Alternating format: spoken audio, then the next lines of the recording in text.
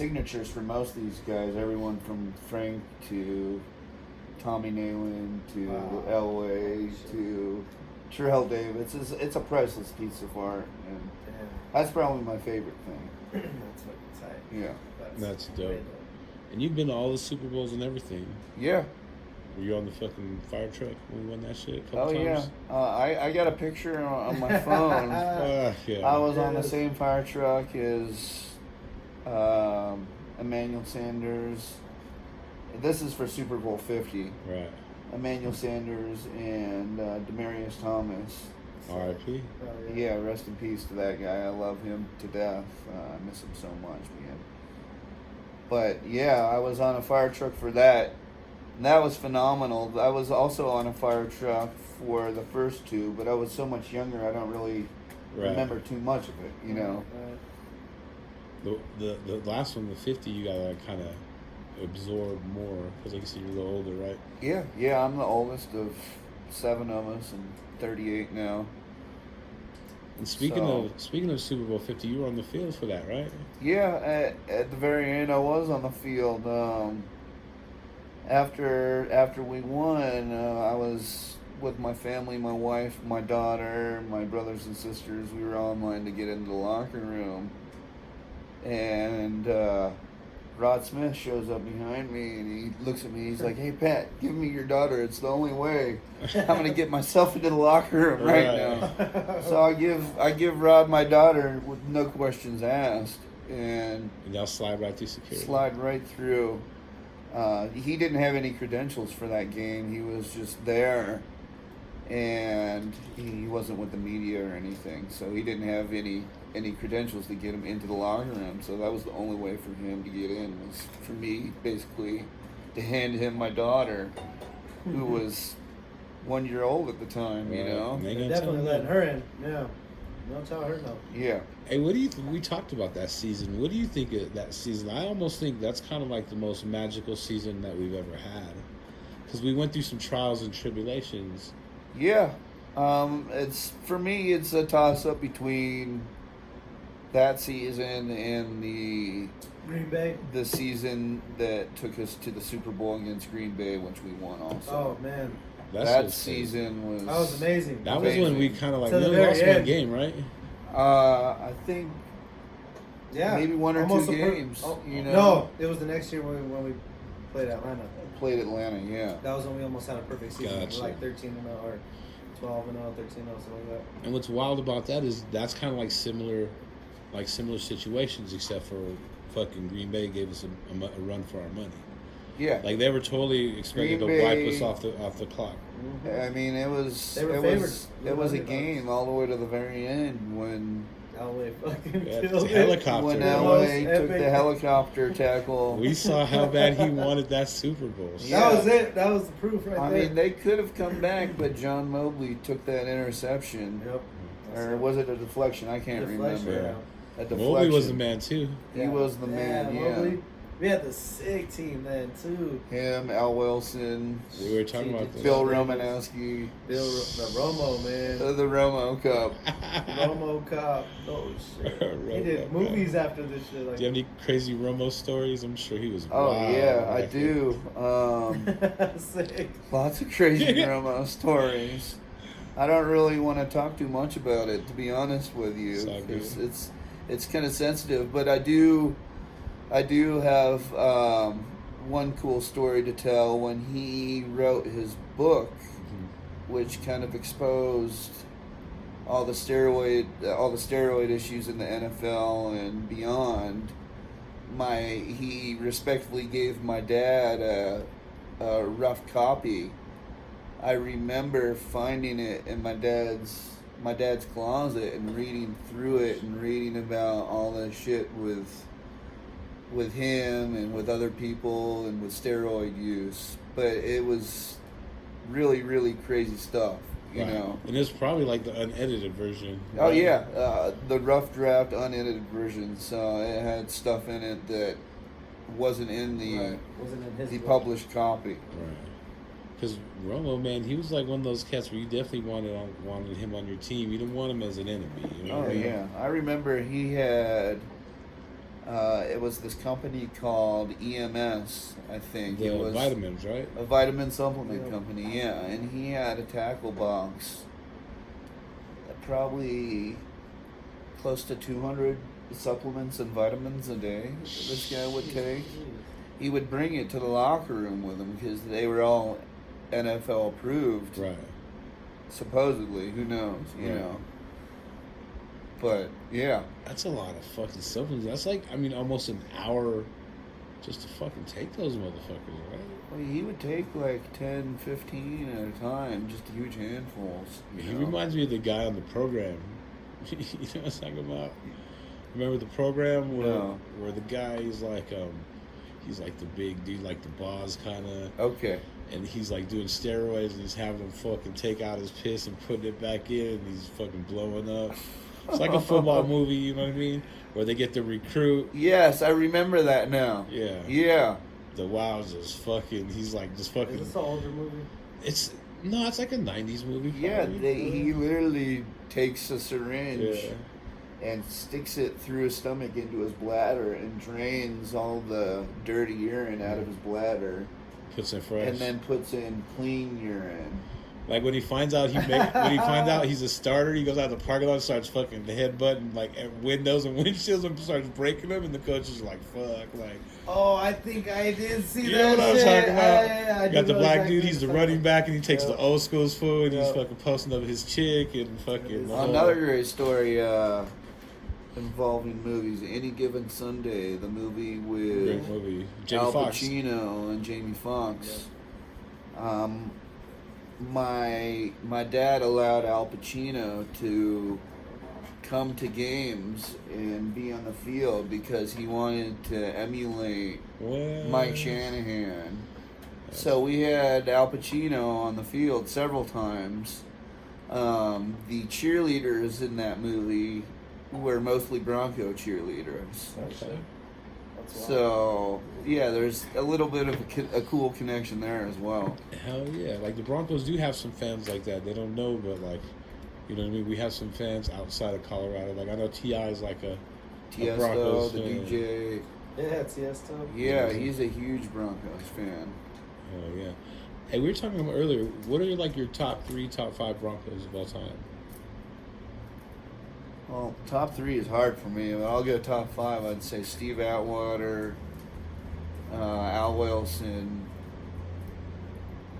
Terrell Davis, John Elway, and Von Miller. Yeah. That's a good lineup right there. Yeah. I'm thinking more in your, like, kind of like teen years, like, that were more the times when the Broncos were kind of down. Like, maybe I'm thinking, like, Mike Pritchard. You remember Mike Pritchard, right? A little bit, yeah. Receivers. Who else was? Jake Vance Plummer. Johnson. Yeah. Well, Vance Johnson, those are earlier. I'm talking like Jake Plummer, Greasy. Oh, okay, yeah, Brian Greasy. Who else? Who was the one quarterback that we had that Tebow. was, like... Well, Tebow was good, too, now, but there's an Orton, I want to say. Kyle Orton. We've had some. That guy was a tool bag. Were you there? Was he really? Yeah, absolute tool. That's funny. Hey, were you there for the Tebow days? Because that was pretty fucking wild. I was, I'm glad you brought that up, because, like, real quick, like, I think Elway hated on Tim Tebow. I have a whole thing about this. And what it is to me is Tim Tebow was on a level of popularity that was fucking out the roof, where a lot of people work years and years. It's almost like kind of nowadays when you're an artist or a musician, you don't put in the work and you kind of blow right away. You know what I mean? Because Tim Tebow, like, I remember that shit, bro. The Broncos and Tim Tebow were on fucking ESPN every fucking night for like 3 months straight. Every night. I'm the main shit. And at games, we would have fans of Tim Tebow. They would show up. They weren't even football fans. Right. Because he was a really religious dude. We would have these missionaries and these other religious fans Whole of his. new fucking and demographic. They would just show up to the games just to watch him do the Tim Tebow kneel. Do the Tim Tebow kneel and watch him walk through the tunnel at the beginning of the game. They could have cared less about anything else. which was wild, but it was kind of cool at the same time, I remember hearing the story like he was in New York, because this is like maybe a month after he started popping, and like Melo was in New York too, and they had like in stores literally like a half a mile from each other, and there's like almost 1 million people at Tim Tebow shit, and there's like maybe a couple thousand at most, but like Tim Tebow, I wouldn't doubt it. He was that guy, man, and like you watch his documentary. He was a virgin. Yeah. Well, he was. I believe that. I couldn't kind of believe that. There was a couple other NFL players where they were so into sports that I don't remember who it was, but it was like a safety for like Washington or something. But he didn't have sex till he got married, and he's like, I was just into sports and wanted to make the NFL and didn't want no distractions in life. It's I guess a lot of these guys, they sustain themselves from having it for at least a week before a game sometimes, just to keep a concentration level up, and like a boxer almost. Yeah. And once the season over, it's on. Oh yeah. It's Wu-Tang orgy. So everybody gets pregnant. So everybody gets pregnant. All the strippers in Atlanta get pregnant. All at the same time.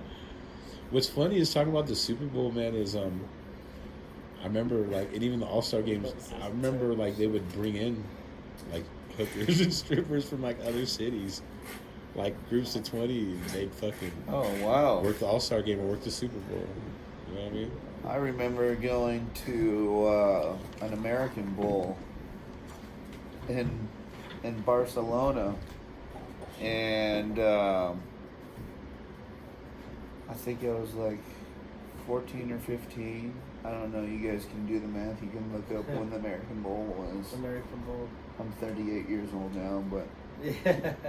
I must have been like 13, 14, maybe 15 years old. But I still remember to this day going to Barcelona, and I was with our nanny, our nanny's husband. She was our nanny at the time. She still is. But her husband took me to the nude beaches in Barcelona. Oh shit! And I remember seeing all these tits when I was like 13, 14 years old, and I've only seen them, in my dad's nudie magazines. Right. Another great story for you. My parents were huge friends / fans of Hugh Hefner.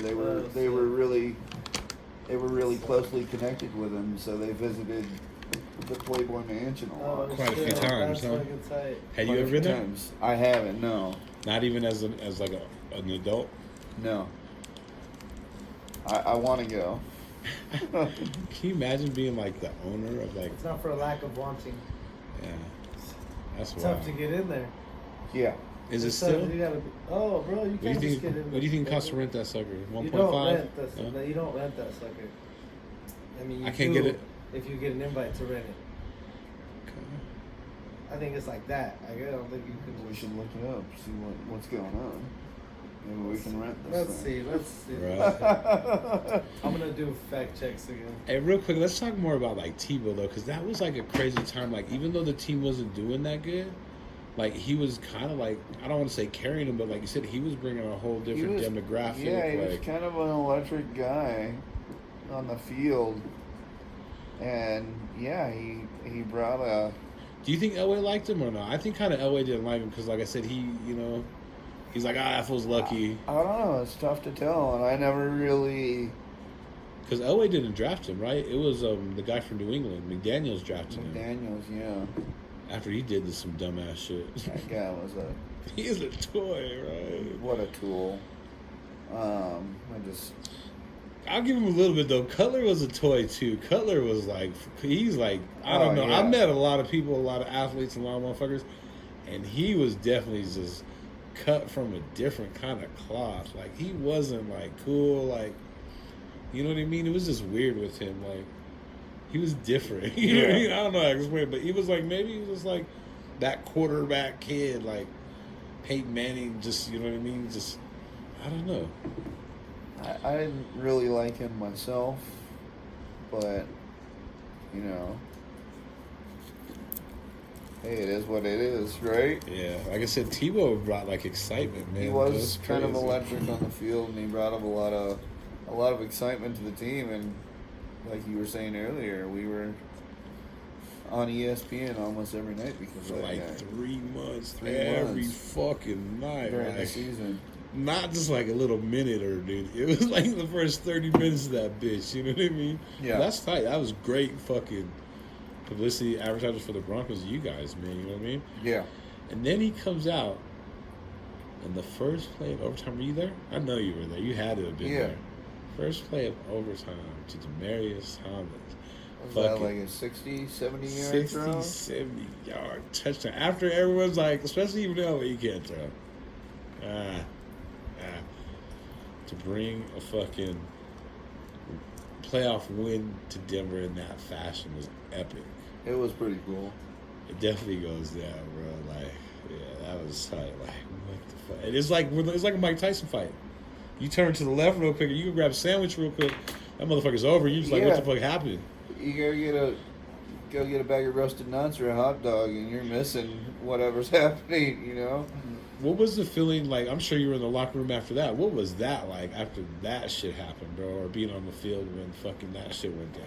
Because it was already being hyped up, like you said. So this was really like the cherry on the top for him. I mean, the only thing that could have happened more if he won another game, but even nothing else mattered. He won the first fucking play in overtime, and he made it happen when no one said he could. Yeah, I think at that time I was working for the video department for the team. I would run pictures of the plays That they were taking the screenshots. Of the plays from on the field, and I'd run them up to the press box, and I would drop them off, and then I'd come back down, and I'd keep doing that all game long. So I think I may have missed that play actually because I was in the process of. It was overtime. They were probably trying to game plan real quick and see what formations was going down. Yeah. That's right. It's crazy. Because that shit was, I remember seeing that shit on TV like it was yesterday. Like, damn, this motherfucker just smoked him. I remember seeing Super Bowl 50 and I remember it was like it was yesterday, you know. I wish we had more days like that. For real. Hey, you're into all kinds of shit too, bro. You're like a sneaker connoisseur, tattoos. Talk about that shit, man. Whatever. What kind of makes you fucking, I don't want to say smile, what makes you fucking feel good? Like, I know tattoos do, right? Yeah, I love getting tattooed. I got, probably over 50 now. And I started just over a year and a half ago. And I'd probably say my favorite guy right now it's a toss-up. I got a friend, Rick. He goes by Flip Shades. He's an amazing tattoo artist. He's pretty dope. He works out of Long Live Tattoo Collective on Santa Fe Drive here in Denver. And I'd say my other favorite is probably Lorenzo Baca. That guy is phenomenal at what he does. He's a beast. Black and white, black, gray, portrait tattoo artist, and he's probably the number one dude in the world for that kind of tattooing, in my opinion. So look him up too. In the world, Craig. Yeah. No, you're not lying either. His tattoos heal great, and they look exactly like the picture you give them. So That's it on the Instagram. They be floating lately, huh? Yeah. Motherfucker. Tattoos be floating, fool. Well, you see like a lot of tattoo artists will post some shit, and it's fresh, and you don't see it healed. Yeah. You know, Lorenzo shit healed looks. Yeah. Looks good. That's the shit on mine that last said he just looks like he just did it yesterday, bro. Yeah, his work is amazing. And that's actually how I kind of ran into you. Like, he's the good homie, and yeah, while I was kicking with, chopping up with him, and one day I roll in and sit down, start talking shit, probably about some fucking who knows what, bitches, whatever, some dumb shit, you know? Yeah, bitches, dabs, whatever, you know? Exactly. And he's like, "This is Pat Bowling Jr., you know what I mean?" I'm like, "What's up?" We start talking, and then, just kind of, found out you were into sneakers, all kinds of other crazy shit, man. Smoking weed, shit. That's wild. And you've known him before too, right? Yeah, that was funny. And then you're like, yeah. And I was like, oh, yeah. Yeah, the connection where I was like, he's like, yeah, I know him too. And then they're like, yeah, but go ahead and tell. Yeah, no, it's the shit. I met you through your brother. Yeah, that'd be good. Shit, man. He always would come in, we'd chop it up and hang out. And then he brought you through and I was able to link up and kick it. And, ever since then, it's just been good people, good vibes. Yeah. Always show love, it's dope as fuck. So, yeah. Definitely appreciate you, I appreciate that. Yeah, well, I don't shop at the dispensary much more any longer, and when I do, it's Be Goods. They got everything I need. He's on that different level. Everything I need at the great price. They got the Llama brand from Tony Carras, and they got Single Source.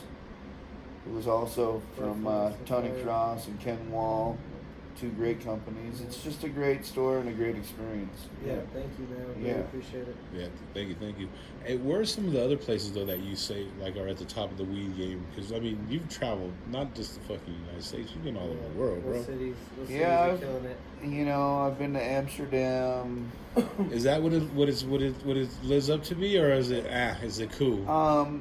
It's a cool experience, but I wouldn't say the cannabis is great. Not like nowadays. Like nowadays, like maybe 20 years ago, we'd go to Amsterdam. Right now, we go to Denver, or we go to LA, or we go to Seattle, right? Yeah, it's definitely. The United States has it. The best weed in the world right now, probably at least in my opinion, the best weed in the world right now comes from the Bay Area of California. I could give you that. I'm thinking that Golden Gate Park shit, bro. That's just the. I love Colorado and it just cures so good out there. Yeah. Colorado's got great weed. I don't disagree with that at all. But it's so dry out here that your product just turns into sawdust. But no, in my opinion, the best stuff comes from the Bay Area. I have friends that own a compliant company out there, Feeling Frosty Hash, and they're doing some of the most amazing stuff I've seen in the world. And I don't tell many people this, but this guy taught me everything I know about hash, and I remember the days where I'd be in my backyard doing stupid stuff, and this is where it is now, it's a totally different experience. That's crazy. Yeah. Because like I said, you definitely. You squish it. Mess around. I have. Messed around. Always outside. I was never stupid enough to do it indoors. But no, I don't do any of that bullshit now, and I smoke mainly just rosin because of health reasons and just because it's better in my opinion. Yeah, you got some fire too. Traditional market's the best. Yeah, as far as I'm concerned, for sure. I know. I brought some Bubba Mints over, and that was stunk up the whole room for you guys. Hell yeah, that shit is. And dabbing is like your favorite, right? Yeah, it's my favorite for sure. It's just more convenient for me, and it's just better. And if people don't know, people in the NFL be smoking a gang of weed, not just recently. Like they've been smoking, and the NBA been smoking all the time. I actually remember a minute. I think we talked about that where they couldn't smoke weed. They were kind of clamping down on this. Is way I don't know if I ever thought weed. Yeah, weed testing type shit. Yeah, and I remember they had the Black Mamba shit, and they were smoking the spice shit. Yeah, man, them in military. It's always seem the only two motherfuckers that really fuck with that shit.